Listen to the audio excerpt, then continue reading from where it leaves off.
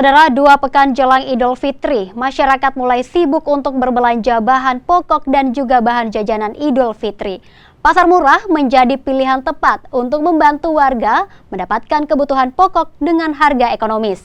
Seperti pasar murah yang digelar Rutan Makassar untuk warga sekitar.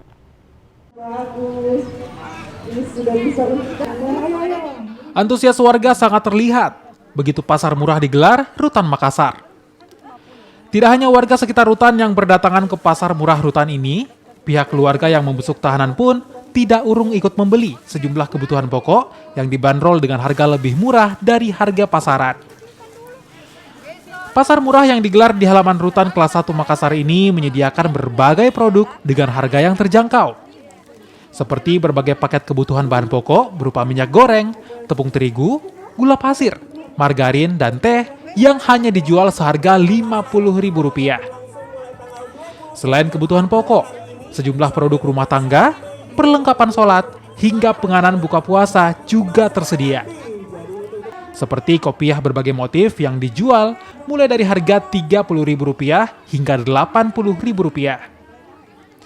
Serta kue kering yang dijual seharga Rp75.000. Salah seorang warga mengapresiasi pasar murah yang digelar pihak Rutan. Menurutnya, pasar murah sangat membantu mereka dalam memenuhi kebutuhan dapur selama bulan Ramadan. Molen pisang Bandung. Sama bahan pokok juga, Bu? Bahan pokok. Ya, bahan pokok. Dengan PY.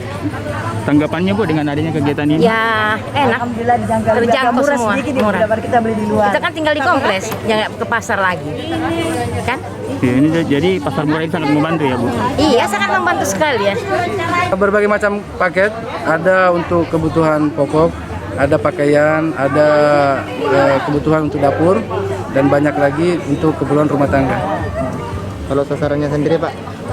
Jadi pasar murah ini tujuannya kami adakan di Rutan Makassar. Yang pertama mungkin di tengah pandemi ini kita tahu bersama untuk perekonomian itu sangat susah, dan menjelang Lebaran kita tahu bersama bahwa harga-harga kebutuhan pokok di luar meningkat. Jadi kami membuka pasar murah ini untuk masyarakat yang ada di luar, petugas ataupun masyarakat yang ada di sekitar Rutan untuk berbelanja.